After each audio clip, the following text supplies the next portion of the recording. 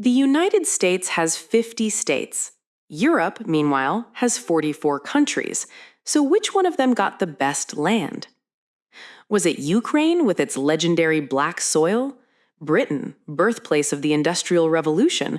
Or Germany, Europe's economic powerhouse? Here's the thing. Pick apart any of these countries, and you'll find at least one fatal flaw. But there's one country that geographers and economists keep coming back to when they talk about pure, raw geographic advantage. France. You probably saw that coming. Farmland, water, climate, coastline, resources, security. France checks almost every box on the list of what makes land good. Interestingly, some geopolitical analysts call France America shrunk down and dropped into Europe. So let's break down the 10 economic geography reasons France is considered the most complete piece of real estate on the continent. Before we get to France, let's do a quick tour of 8 countries that each have a decent claim to best land in Europe and see where they fall short. First up, Ukraine. Most of the country is flat plain, famous for that rich black soil. The nickname breadbasket of Europe isn't just marketing. Add the Dnieper River for water transport, plus solid coal and iron ore deposits, and on paper, this is the best farmland in Europe, full stop. But that same flatness is the problem. There's almost no natural barrier anywhere. Picture America's Great Plains, except without the Rocky Mountains or the Atlantic Ocean standing guard behind them. Great land, brutally hard to defend. Poland has a similar story. Most of the country sits on the wide, flat North European plain, which is fantastic for farming and moving goods around. It's got decent rivers and access to the Baltic Sea. But like Ukraine, Poland is short on natural borders. Just look at its history of getting steamrolled by neighboring powers. That tells you everything about how costly this weakness has been. Hungary is also known for its broad, fertile plains, and it's got the Danube and Tisa rivers, so water isn't an issue. It even sits at the crossroads between Western Europe and the Balkans, but it has no coastline. Think of Hungary as what Kansas or Nebraska would look like as an independent country. No matter how much grain you grow, being landlocked cancels out a lot of that advantage. Move to Western Europe, and you find the Netherlands. Sitting where the Rhine and Meuse rivers empty into the North Sea, its location connecting inland Europe to the sea is about as good as it gets. The land is flat, farming is productive, and by pure efficiency, this might be the best land in Europe. The catch is obvious. It's tiny, and much of it sits below sea level. Total land area is roughly the size of Maryland. Spain looks a lot like France, similar shape, similar size. It's got a long coastline sitting on both the Atlantic and the Mediterranean, plus solid mineral resources. But the center of the country is a high plateau ringed by mountains, and a lot of the land is dry, so water shortages are a recurring headache. Everything costs more to build and maintain here than it would on an equivalent stretch of French land. Italy is another serious contender. The north has the Po River Valley, one of the best agricultural regions in Europe, and the Mediterranean climate is hard to beat. But the Apennine Mountains run the length of the peninsula, chopping the country into disconnected pieces. Picture California's Central Valley. That's Italy's one great fertile plain. But strip that away, and what's left is basically a narrow peninsula strung out along a mountain spine. Balanced development is a real challenge, and on top of that, Italy deals with earthquake and volcano risk that's unusually high for Europe. Britain is blessed in a completely different way. Being an island is in itself a natural fortress. The climate is mild, the ports are excellent, and the coal and iron reserves made it the best-positioned country in Europe during the Industrial Revolution. But physical isolation is unavoidable when you're an island, and Britain has never been able to grow enough grain domestically to fully feed itself. And finally, Germany. France's strongest rival. Wide plains up north and running through the middle, the Rhine, arguably the best inland waterway in Europe. Coal and mineral resources are abundant, and its central location puts it within easy reach of Europe's biggest markets. But the weaknesses are serious, too. Few natural barriers mean constant security anxiety, and Germany's only coastline faces north, onto the North Sea and Baltic. Getting through those narrow straits means dealing with Britain or the Scandinavian countries standing in the way. So where does that leave France? To be clear, France isn't the outright winner in every single category, but unlike every country we just covered, it doesn't have one glaring weakness either. What defines French geography isn't dominance in any one area, it's an almost freakish balance across all of them. Scholars and institutions have taken notice of this for a long time. Prominent American geopolitical strategist Peter Zeihan has pointed to France's fertile interior, its network of navigable rivers, and natural barriers like the Pyrenees and the Alps, and describes it as a country with an unusually favorable geopolitical structure. Fellow American geopolitical analyst George Friedman has noted that France straddles both northern and southern Europe with access to both the Atlantic and the Mediterranean, combined with fertile farmland, navigable rivers, and natural defensive barriers, a rare package for a single country to hold all at once. The World Bank has been even more direct. In a 1950s economic report on France, it described it as one of the most naturally endowed nations in the world, citing its vast fertile farmland, mild climate, abundant minerals and hydropower, Atlantic and Mediterranean ports, and dense river network. So let's walk through the 10 reasons French geography is considered about as close to perfect as it gets. Reason 1. Vast, fertile plains built for agriculture. Over 2/3 of France is plains and gentle rolling hills. The Paris Basin in particular, the region surrounding the capital, is one of the most fertile, expansive stretches of farmland anywhere in Europe.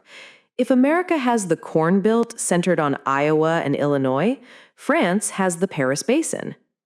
What matters here isn't just fertility, it's usability. France has a large landmass, and a huge share of it can actually be farmed. That's what allowed it to support a large population as far back as the Middle Ages, and today it makes France the largest agricultural producer in the EU, responsible for roughly 18% of the bloc's total farm output. Compare that to Spain, which has plenty of land on paper, but a dry, mountainous interior that makes farming a much tougher proposition. Reason 2, abundant water and a dense river network. The Seine, Loire, Garonne, and Rhône, massive rivers that link every corner of the country. If the Mississippi is the single artery holding America's Midwest together, France has 4 rivers doing that same job at once. Thanks to a mild climate with rain spread evenly across the year, these rivers rarely run dry or flood violently. That makes them ideal for both irrigation and shipping. France also gets roughly 70% of its electricity from nuclear power, the highest reliance on nuclear energy of any country in the world. Most of those plants sit inland and use river water for cooling. American nuclear plants often do the same thing, clustering near rivers and lakes inland, so the concept isn't foreign. But France takes it to another level. Its inland river flow alone supports more than 2/3 of the country's total electricity supply. Compare that to Germany and Italy. Germany is essentially tied to the risk of relying on a single major river, the Rhine. Italy's rivers are short and steep because the Apennines cut straight through the middle of the country, which makes river shipping difficult. Reason 3, a mild climate with few natural disasters. Based on latitude alone, France should be about as cold as Mongolia. Instead, thanks to the North Atlantic drift, it stays remarkably mild. Americans are familiar with this exact phenomenon. The same family of currents, the Gulf Stream, keeps winters on the U.S. East Coast, especially New England, far less brutal than their latitude would suggest. Most of France sits in the temperate zone, so temperatures rarely drop much below freezing or climb anywhere near 100 degrees Fahrenheit, and rainfall stays fairly consistent throughout the year. That's a massive asset for keeping farms and infrastructure running smoothly year-round. On top of that, France avoids most of the big natural disasters. Neighboring Italy is one of the most earthquake-prone countries in Europe and is home to active volcanoes like Vesuvius and Etna. France gets the benefits of a great climate without carrying nearly as much of that risk. Reason 4. Natural borders that double as defense. France's outer edges happen to be ringed by some of the best natural fortifications on the continent. The Pyrenees block Spain to the south.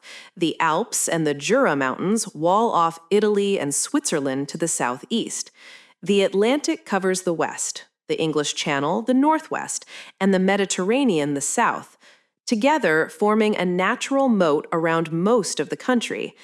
In the same way the Atlantic and Pacific Oceans historically shielded the United States from foreign invasion, mountains and seas do the same job for France along nearly its entire border. That leaves basically one route in for a large invading army, the flat, open northeast, through Belgium. That gap has cost France dearly throughout history. But because the rest of its border is protected by mountains and ocean, France has been able to sit at the heart of Europe without pouring an outsized share of its budget into border defense. Poland sits at the opposite extreme in Europe, virtually no defensible natural barriers at all, which is exactly why its border defense burden has always been so heavy. Reason 5. Access to both the Atlantic and the Mediterranean. France touches the Atlantic to the west and the Mediterranean to the south. That matters because those two seas open onto two entirely different economic worlds, not unlike how the United States, with coastlines on both the Atlantic and Pacific, can project naval power and trade routes in every direction. Different scale, same principle. France gets a European-sized version of that same advantage. Through the Atlantic, France has a direct line to Britain, Northern Europe, and the Americas. Through the Mediterranean, it connects to Southern Europe, North Africa, and, via the Suez Canal, the Middle East and Asia. That's a genuinely unique advantage compared to the rest of Europe. Spain touches both seas too, but its mountainous, plateau-heavy interior weakens the connection between its coasts and its inland regions. Britain and Germany have to go around to reach the Mediterranean. Italy and Greece have to go around to reach the Atlantic. France simply doesn't have that problem. Reason 6. Just enough natural resources to industrialize. France was never a resource superpower on the scale of Russia, but it had essentially everything it needed for early industrialization. Coal in the north and east, and critically, massive iron ore deposits in the Lorraine region. Much like Pennsylvania's coal and the iron ore of Minnesota's Mesabi Range powered American industrialization, the coal and iron of Lorraine gave France the foundation to build heavy industry and lay down a national railway network in its early industrial years. The contrast with resource-poor countries makes this clearer. Italy's modernization was significantly delayed by a shortage of coal and iron, forcing it to rely on imported raw materials from the start. France never had that problem. It was able to build its own steel, machinery, and automotive industries from domestic resources. Reason 7. Sitting at the economic center of the continent. France occupies a genuinely enviable position in Europe.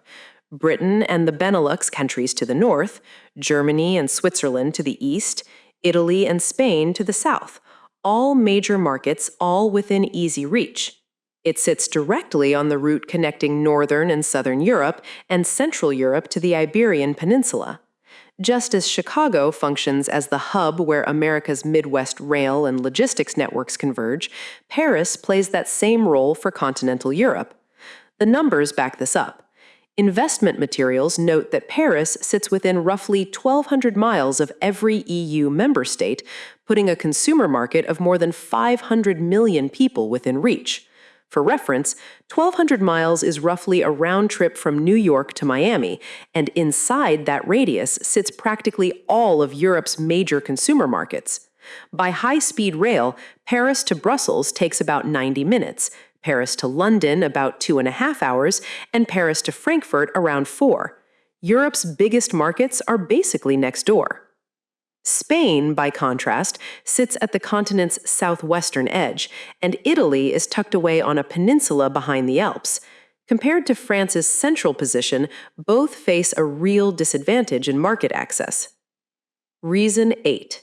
Almost no wasted land. A large landmass and a usable landmass are two very different things.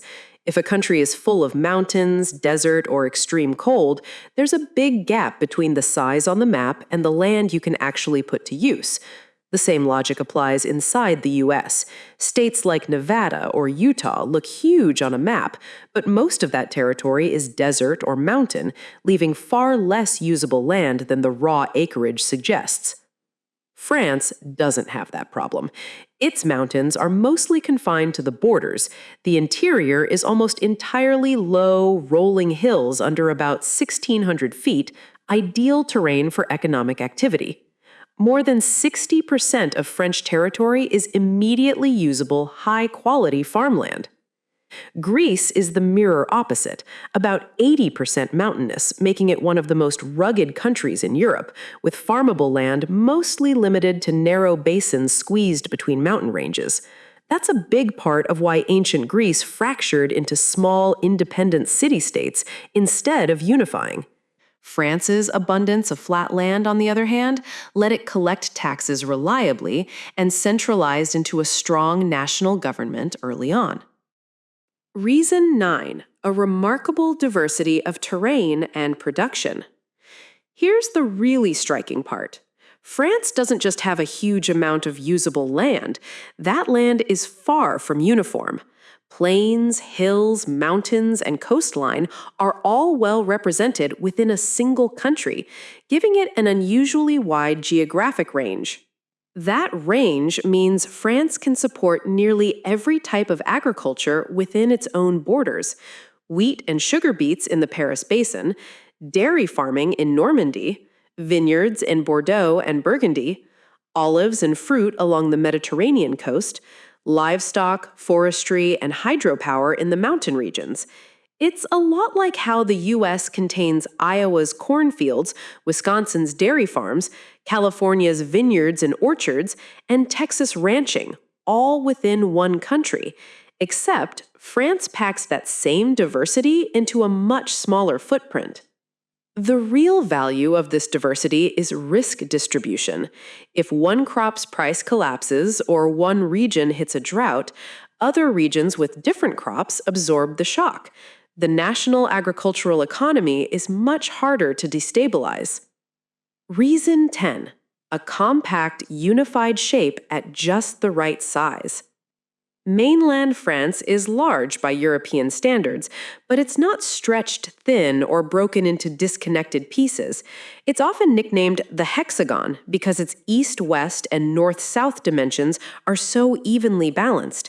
By area, it's roughly 80% the size of Texas. That size is close to ideal. Too small, like the Netherlands, and there's not enough room for population and resources.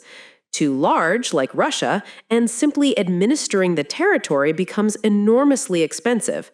A country with the right balance gets a real edge in building infrastructure and running a government efficiently. This mattered even more before modern transportation and communication existed. A compact shape made it far easier for a central government to rule the whole country and move people and goods around. It still holds true today. Roads, rail, and power grids are much easier to link into a single national system. The same way America's interstate highway system ties the whole country together in a tight grid, France's compact shape let it build an efficient infrastructure network radiating out from Paris. Compare that to a long, fragmented country like Italy or Croatia, and the difference is stark. Big enough to matter, compact enough to manage. That's the 10th and final advantage of French geography. So far, France looks nearly flawless. 3 coastlines, fertile plains, and close to perfect proportions. But here's the interesting part. Several of France's biggest weaknesses didn't come from bad geography at all. They came from the flip side of the very same good geography we just walked through. First, the northeastern border. France has excellent natural defenses in the Pyrenees, the Alps, and 2 seas. But the route through Belgium and into Germany in the northeast is wide open. That single gap is exactly where the Prussian army invaded in 1870, and where the German army came through in both World War I and World War II. One open door has caused France a disproportionate amount of historical trouble. Imagine if the US had oceans and mountains sealing off every border except for one exposed stretch along the Canadian border. That's roughly the situation France has dealt with for centuries. Second, the two-ocean paradox. Having both the Atlantic and the Mediterranean is a huge trading advantage, but in wartime, it means splitting naval power in 2 directions. France had to maintain fleets and naval bases on both coasts, which made it much harder to concentrate naval strength the way Britain could. The U.S. Navy faces the exact same challenge, splitting its fleet between the Pacific and the Atlantic. But the difference is that America's economy has been large enough to support both fleets simultaneously, while France historically hasn't had that kind of economic scale. Third, a homeland that was almost too rich. France had vast farmland, a large population, and a massive domestic market, enough to become a great power without ever needing to look overseas. That meant France never felt the same do-or-die urgency that pushed Britain and the Netherlands to bet everything on maritime trade. It's one of several reasons France eventually lost the naval rivalry with Britain. Interestingly, the United States shares a bit of this pattern. With so much land to expand into out west, America also felt less pressure than the European powers to compete aggressively for overseas colonies, at least for a while. And finally, everything funnels through Paris. Centering the whole country around Paris was a huge advantage for national unity. But with roughly 1/6 of the population, plus the entire political, administrative, and transportation apparatus concentrated in the capital, the gap between Paris and the rest of the country grew enormous. That same tight national cohesion produced an unintended side effect: overwhelming centralization. This is where France and the US diverge sharply. America spreads its power across multiple cities: politics in Washington, D.C., finance in New York City, tech in Silicon Valley. France, by contrast, has almost all of that concentrated in one place. France's history was shaped in the space between these blessings and these constraints, and its weaknesses remain an unfinished project to this day. But even those weaknesses are just another face of the same natural advantages that made France so fortunate in the first place. The reason France keeps coming up whenever people ask which country has the best land in Europe is simple. Almost no country combines this many strengths with this few weaknesses: access to 2 oceans, more farmland than it needs to feed itself, borders wrapped in mountains and sea, diverse terrain, and a solid industrial base. In a way, France might be the geographic blessings of the United States, compressed into a piece of land roughly the size of Texas and dropped into Europe. Not perfect, but about as close to perfect as land gets. That's France. If you enjoyed this one, hit subscribe and give it a like. We'll be back soon with another story about the geography and history shaping our world.